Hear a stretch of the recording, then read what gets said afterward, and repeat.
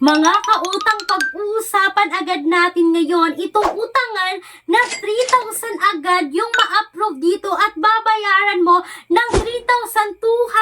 At hindi lang yan mga kautang, may na-approve pa dito no ng 2,000 agad at babayaran nyo lang ng 2,140. Hello mga kautang! Welcome back dito sa aking channel. This is Clarice, ang inyong number 1.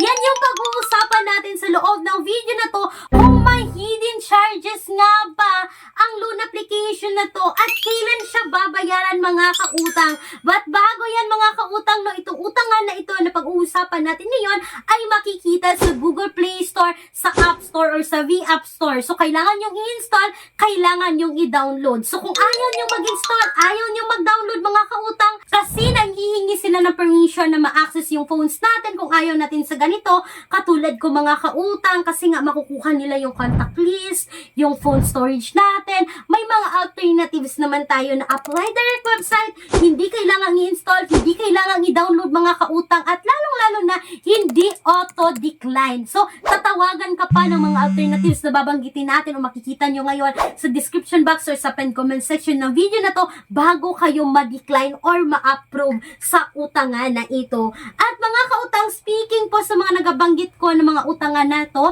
hindi po to sponsored, hindi financial advice, ito lamang po ay general information purposes only. Ibig sabihin mga kautang, nasa sa inyong mga kamay pa rin ang desisyon sa pag-utang. Hindi ko sinasabi na utangan nyo talaga yung mga nabanggit ko sa loob ng video na to. At hindi lang yan mga kautang, no, kung palagi nyo nakikita or nauumay na kayo sa palagi kong binabanggit na bank personal loan, yes, legit po yan mga kautang, no. Kung gusto nyo umutang dito, kung papaano nyo malaman na kayo ay qualified dito sa bank personal loan na ito, you can email me right away mga kautang, clariza@gmail.com, at pwede nyo rin akong tawagan sa aking Viber account na makikita ngayon sa screen. So eto na nga mga kautang, proceed agad tayo dito kay Cash New One Installment Credit. Mga kautang, pangalan palang installment na. Legit nga bang installment itong Cash New One? Mga kautang, itong si Cash New One is under po ng Snap Cash Lending na SEC registered but hindi submitting entities at hindi rin po accessing entities sa CIC.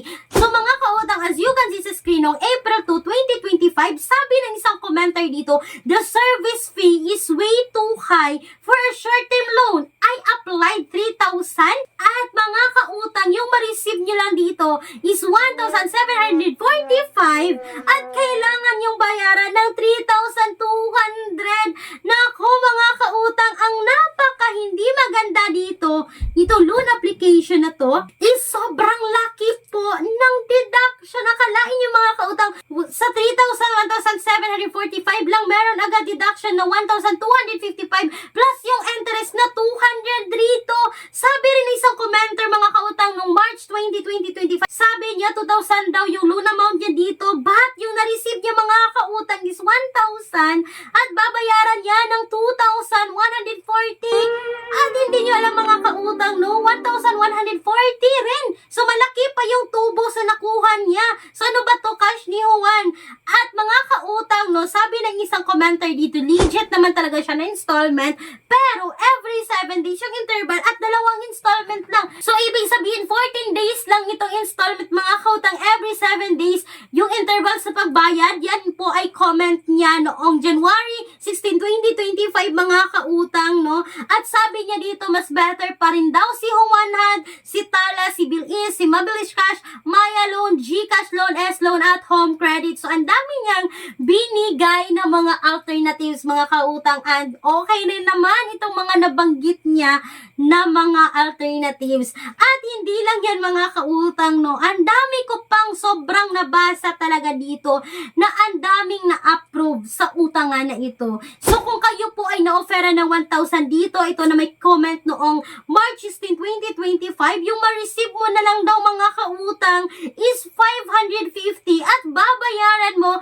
ng 1,050 po. Nako mga kautang, sobrang lala po ng mga utangan ngayon. Sobrang laki ng mga deductions. Ang baba lang ng interest. Pero yung mga deductions, hindi makatarungan mga kautang, no? Na kahit itong si Snapcash ay naka-SEC registered, huwag basta agad magpapaniwala mga kautang, lalong-lalo na makikita natin yung mga advertisement nila sa Facebook, sa YouTube, na okay raw utangan. But kapag kayo ay nangutang sa kahit anumang utangan online, please do a research talaga mga kautang, no? Suriin talaga nating mabuti bago natin utangan online. At ngayong 2025 mga kautang, no, as of this month, itong si Cash ni Juan installment, hindi po recommended ngayong taon na ito, ngayong buwan na ito, April this month mga kautang. Kaya, no, maghahanap na lang tayo ng mga alternatives utangan